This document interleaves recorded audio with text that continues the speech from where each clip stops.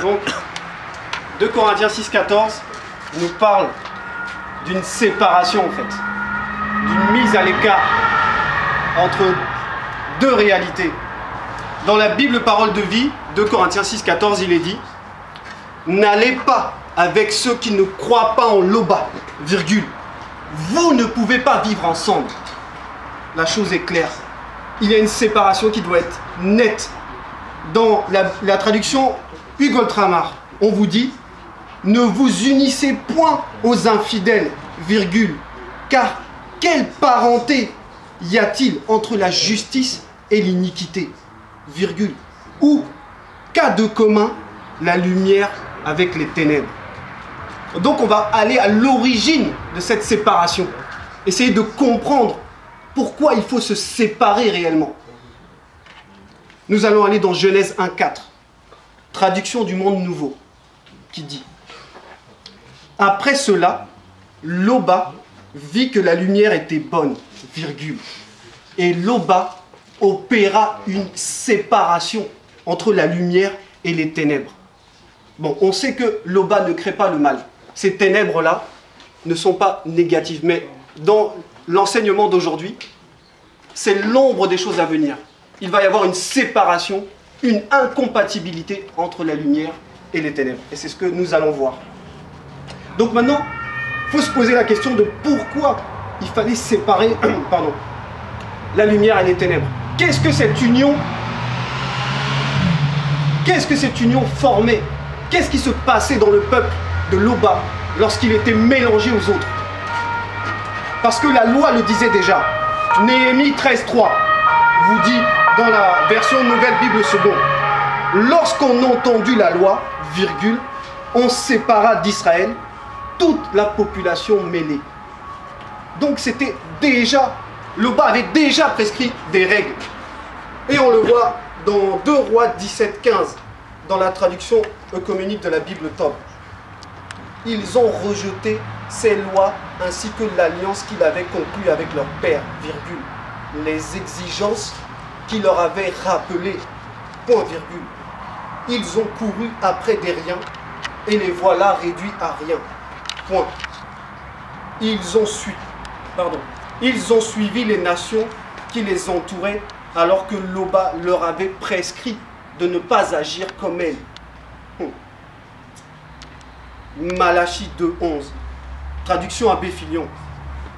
Judas a transgressé, virgule, et l'abomination a été commise dans Israël et dans Jérusalem, virgule. Car, écoutez bien, car Judas a souillé le peuple consacré à Loba, virgule, et qui lui était cher. Et il a épousé la fille d'un dieu étranger. Et comme vous le savez, nul ne peut avoir 2 maîtres. Donc cette union symbolisait quoi réellement? Qu'est-ce qu'il y avait derrière? Cette union symbolisait une porte d'entrée pour mettre le peuple de Loba sous un joug étranger, sous une domination d'un autre dieu. Esdras 9, Bible Parole de vie, vous dit: ils ont pris pour eux et pour leurs fils des femmes dans ces peuples. Point. Alors, le peuple qui appartient à Loba s'est mélangé aux gens du pays. Point. Les chefs et les notables ont été les premiers à être infidèles de cette façon. Donc on vous précise que les chefs et les notables ont été les premiers à connaître cette infidélité.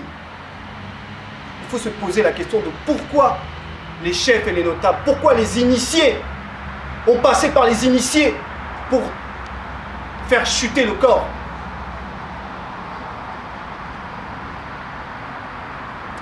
Les initiés représentaient des bergers. Et comme vous le savez, lorsqu'on frappe le berger, le troupeau est dispersé. Néhémie 13, 26, traduction Abbé Campan, dit, en parlant de Salomon, « N'est-ce pas en cela qu'a péché Salomon ou Monmon, roi d'Israël ?» Point d'interrogation. Il n'y avait pas de roi semblable à lui parmi la multitude des nations. virgule. Et il était aimé de son Dieu. Et Dieu l'avait fait roi de tout Israël. Point virgule. Cependant, les femmes étrangères l'entraînèrent, virgule. Lui aussi, virgule, dans le péché. Akab avec Jézabel. 1 Roi 16:30, encore un exemple d'un homme de Dieu, d'un initié détourné. Traduction David Martin. Et Akab, fils d'Omri, fit ce qui déplaît à Loba, virgule, plus que tous ceux qui avaient été avant lui.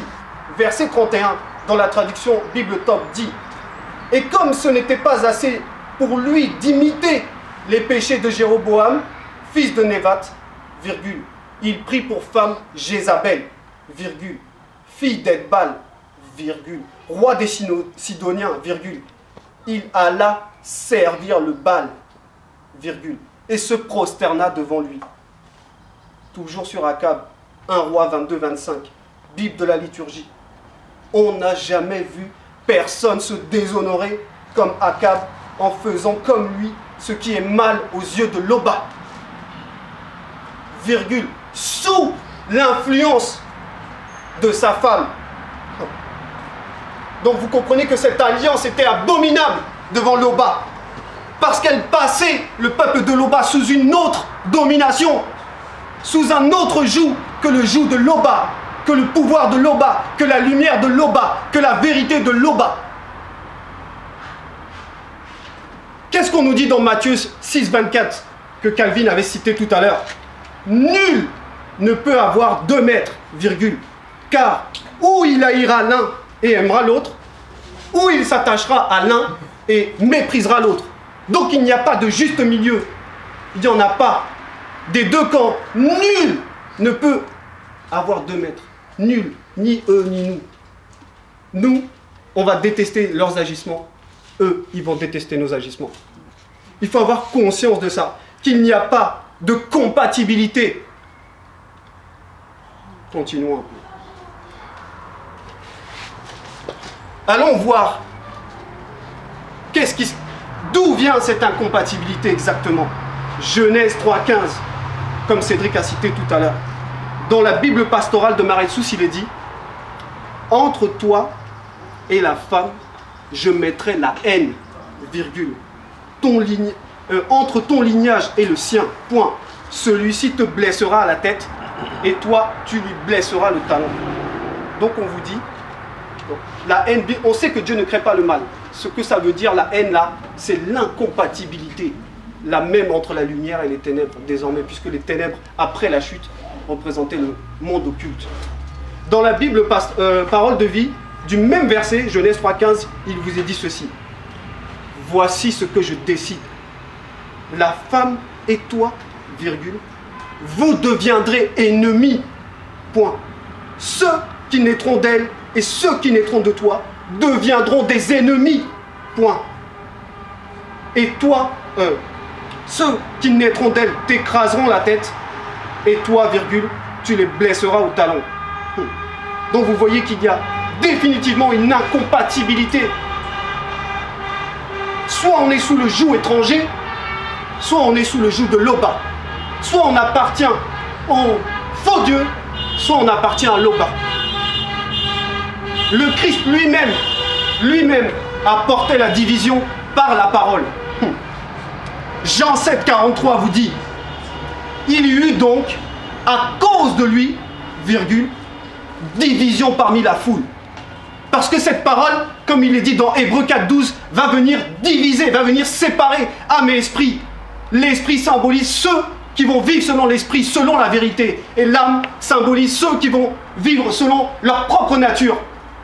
Donc, on ne peut pas cohabiter avec les ténèbres lorsqu'on est de la lumière. Jean 8,12 vous dit: je suis la lumière du monde. Point. Celui qui me suit ne marchera pas dans les ténèbres, et il aura au contraire, la lumière de la vie.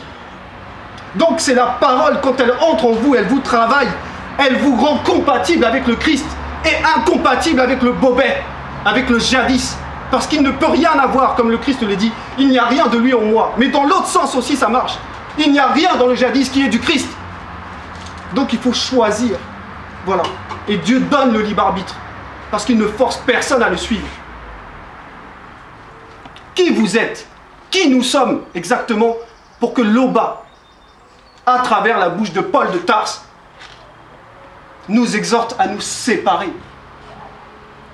Notre position. 1 Pierre 2,9, Bible des peuples, vous dit: mais vous êtes une race choisie, virgule, vous êtes une communauté de rois, virgule, une nation sainte. Voilà ce que vous êtes. Si vous marchez dans la lumière, si vous renoncez aux œuvres des ténèbres, si vous avez conscience de cette grâce qui nous est faite. Matthieu 5,13, vous êtes le sel de la terre. Verset 14, vous êtes la lumière du monde. L'Oba. C'est comme... Il faut comprendre le mécanisme. C'est comme pour les apôtres. On va vous mettre à part parce qu'on va vous travailler. On va vous façonner pour ensuite vous renvoyer. Genèse 2,15. L'Oba prit l'homme et le plaça dans le jardin pour le cultiver et le garder. C'est l'ombre des choses à venir. C'est l'ombre des choses à venir. Il faut qu'on vous prenne, il faut qu'on nous prenne, qu'on nous mette à part, qu'on nous façonne, qu'on nous travaille, pour que lorsque, comme Moto, a été remis en présence des animaux, il avait la domination. Paul de Tarse, que j'aime trop, Paul de Tarse était mandaté de la même manière, puisque comme je vous l'ai expliqué juste avant, quand le peuple se mélangeait, il était sous la domination. Il était sous la domination du joug étranger.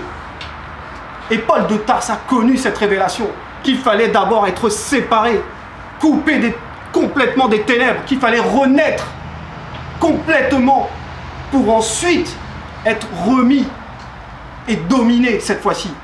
Parce que depuis, dans le passé, c'était la domination du joug étranger. Et il fallait donc complètement être coupé pour pouvoir revenir et dominer à notre tour.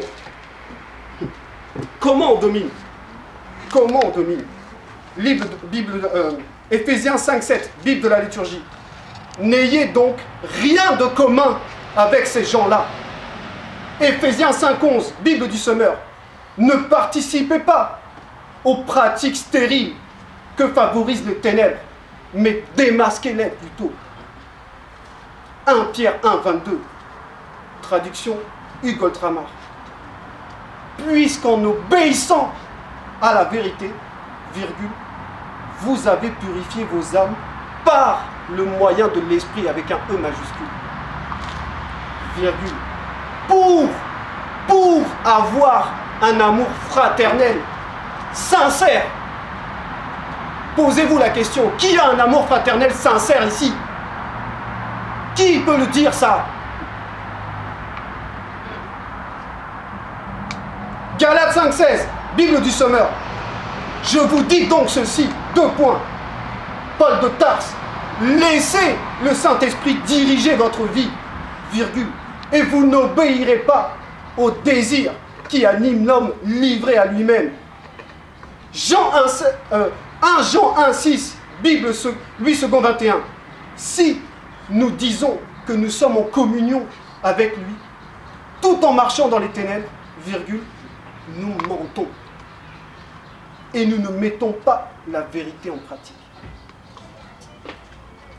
Donc il faut une séparation complète, il faut un nettoyage complet pour pouvoir être utilisé par l'Oba, pour pouvoir servir l'Oba. Car il ne faut plus qu'aucune ténèbre reste en nous. Il faut couper avec ces œuvres qui ne viennent pas de l'Oba, qui ne glorifient pas l'Oba, mais qui sont la porte d'entrée du monde occulte à l'intérieur de chacun. Nous allons voir cet exemple avec Paul de Tarse et d'aller à Antioche. Quelqu'un peut lire la Galates 2,11, s'il vous plaît.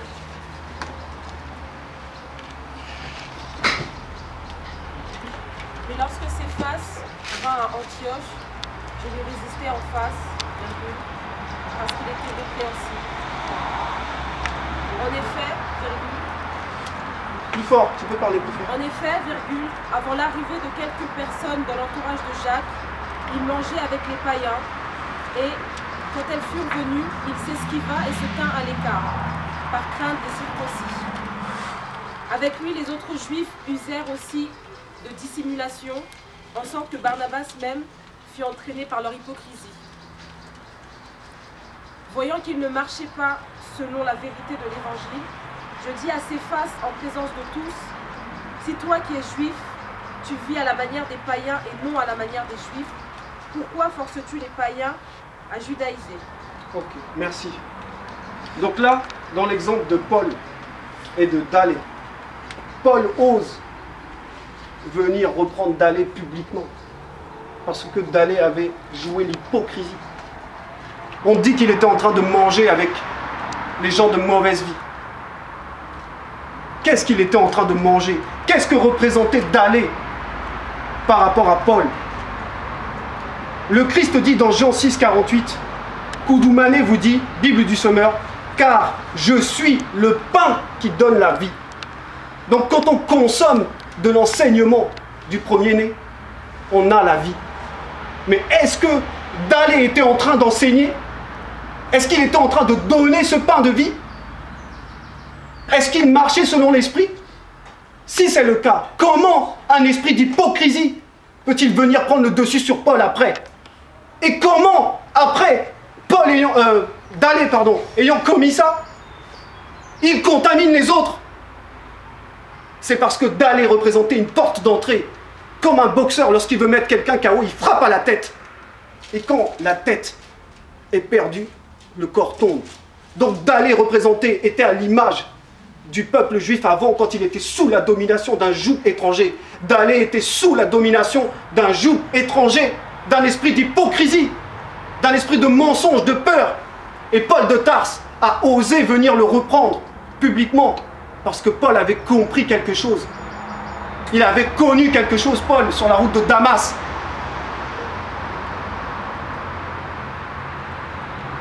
Paul, Dalé, mélangé avec ces gens de mauvaise vie, c'est Deutéronome 22:10 qui vous dit « Tu ne laboureras point avec un bœuf et un âne attelés ensemble. »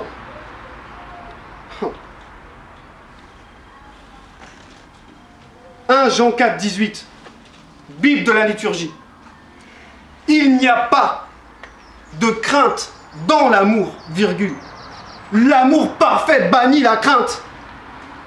Point virgule. Car la crainte implique un châtiment, virgule. Et celui qui reste dans la crainte n'a pas atteint la perfection de l'amour.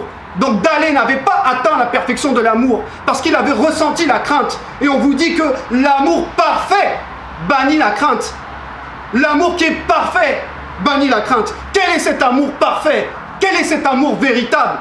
Est-ce que c'est l'amour qu'on a en tant qu'humains les uns pour les autres? Est-ce que c'est celui-là?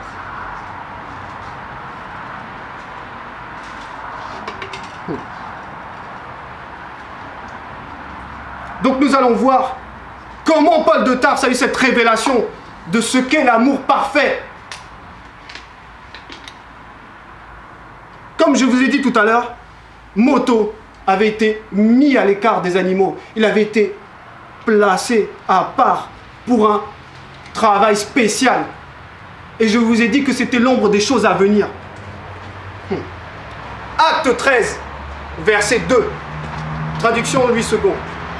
Pendant qu'ils servaient l'Oba dans leur ministère et qu'ils jeûnaient, virgule, le Saint-Esprit dit, 2 points.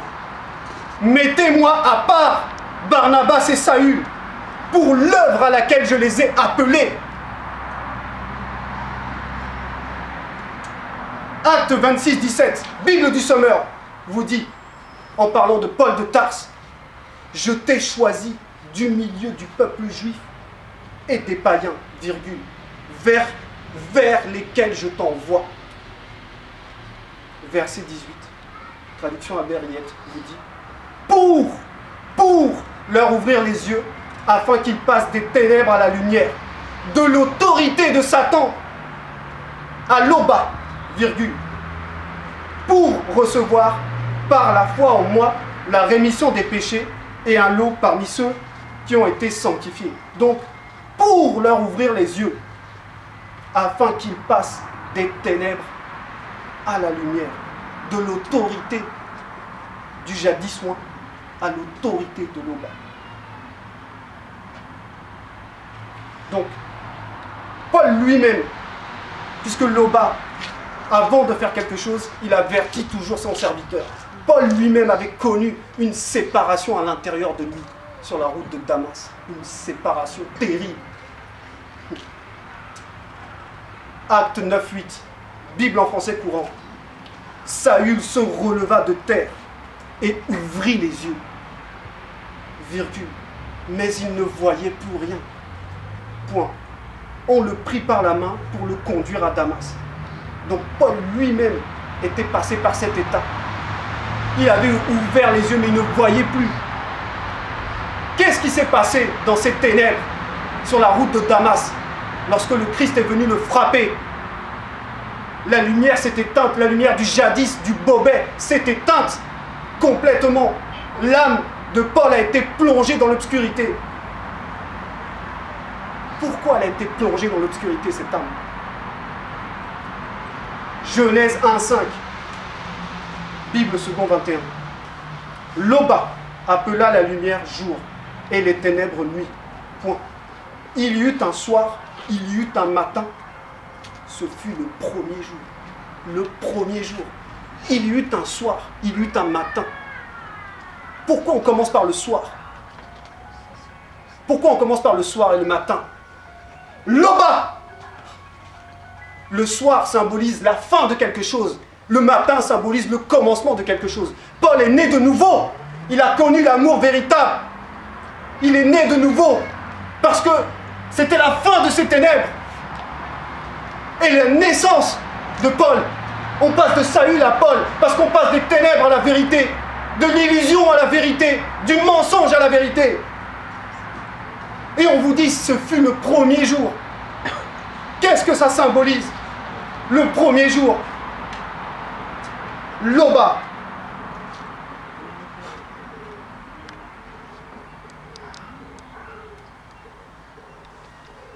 Galates 5, 22. Mais le fruit de l'esprit, c'est 1. L'amour. L'amour parfait. 1. Ce fut le premier jour. Donc vous tous, nous tous ici, si réellement nous voulons renaître, il faut revenir à l'état de moto. Revenir à l'état de moto. Genèse 2.7. L'Oba forma l'homme du limon de la terre. Il insuffla un esprit de vie. Et l'homme devint une âme vivante. L'âme était dans l'obscurité avant que la lumière descende. Qui peut dire ici qu'il est né de nouveau alors qu'il a des ténèbres en lui, qu'il n'a pas fini son chemin?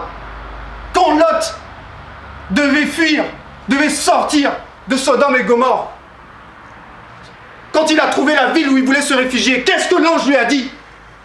Tant que tu n'es pas arrivé, je ne peux pas agir.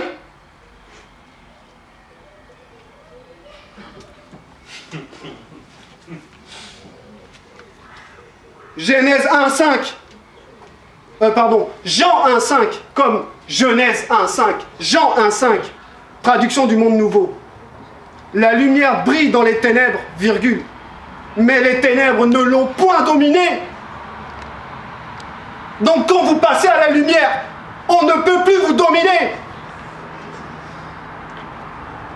Paul de Tarse a été mandaté pour vous montrer ce chemin que lui-même avait reçu de Koudoumane, qui est le chemin lui-même. L'obéissance va vous libérer.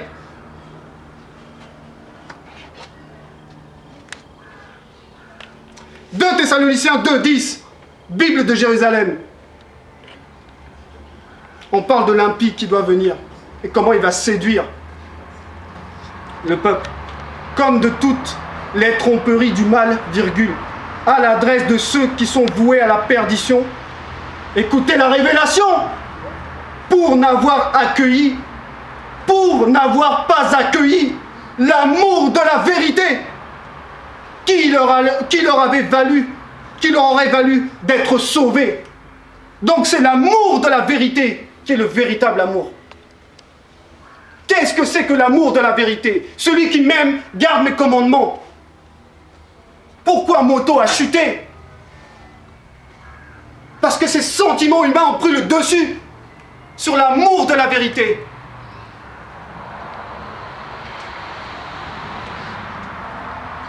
Éphésiens 4,15, traduction Edmond Stafford. Oh.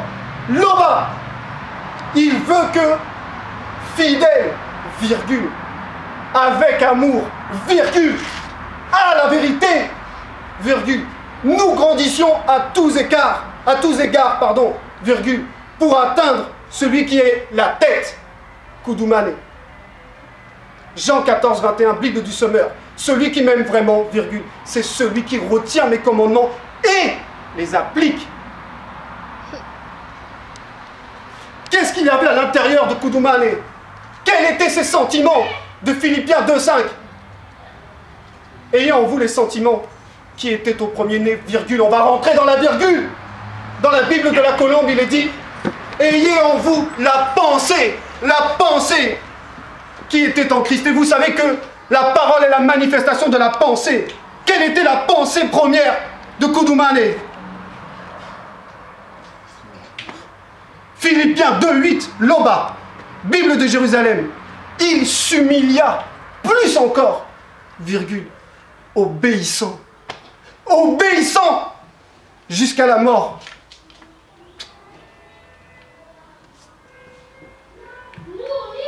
Nous allons bientôt finir. I know. Matthieu 22, 36. C'est un piège qui est tendu. Quelqu'un peut lire Matthieu 22, 36 à partir du verset 34. C'est un piège qui était tendu à Koudoumane. Matthieu 22, 34.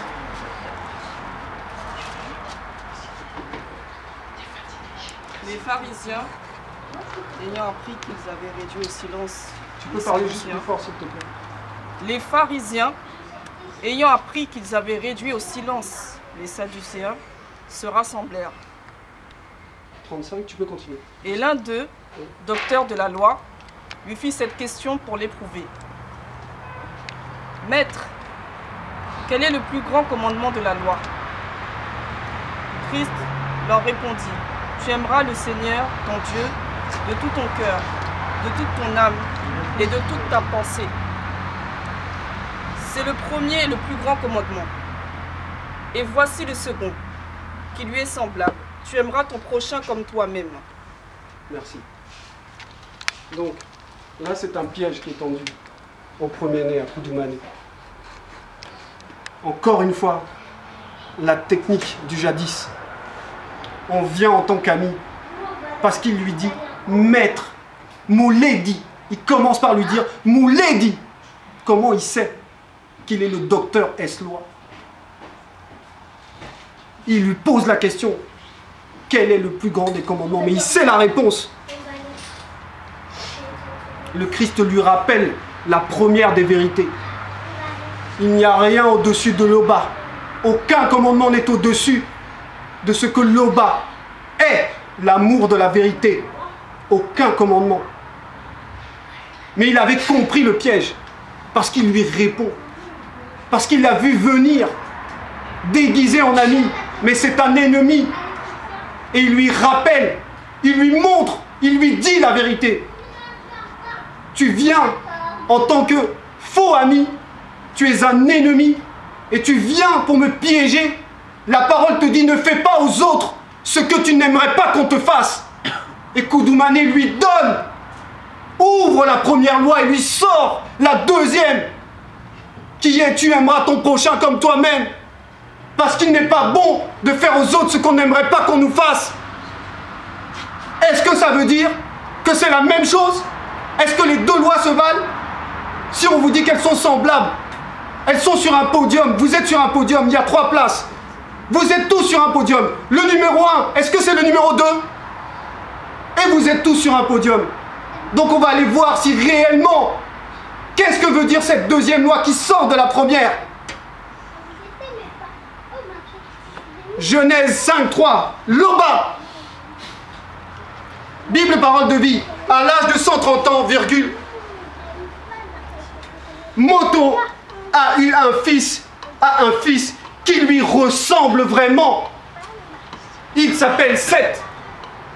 Moto a un fils qui lui ressemble vraiment. Mais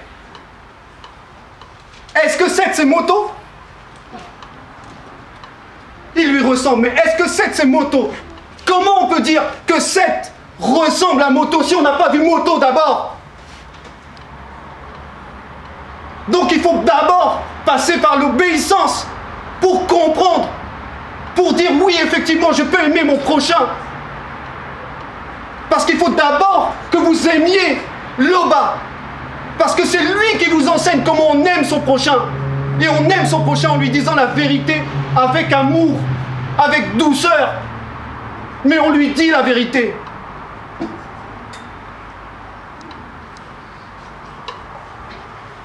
Cet amour véritable, c'est ce que nous avons complètement oublié. Apocalypse 2.4, Bible second 21. Mais ce que j'ai contre toi, virgule, c'est que tu as abandonné ton premier amour, l'obéissance. Toujours Apocalypse 2.4, dans la Bible en français courant. Mais j'ai un reproche à te faire. 2 points. Tu ne m'aimes plus comme avant. Tu ne m'aimes plus comme au commencement de Genèse 1.5. L'amour véritable.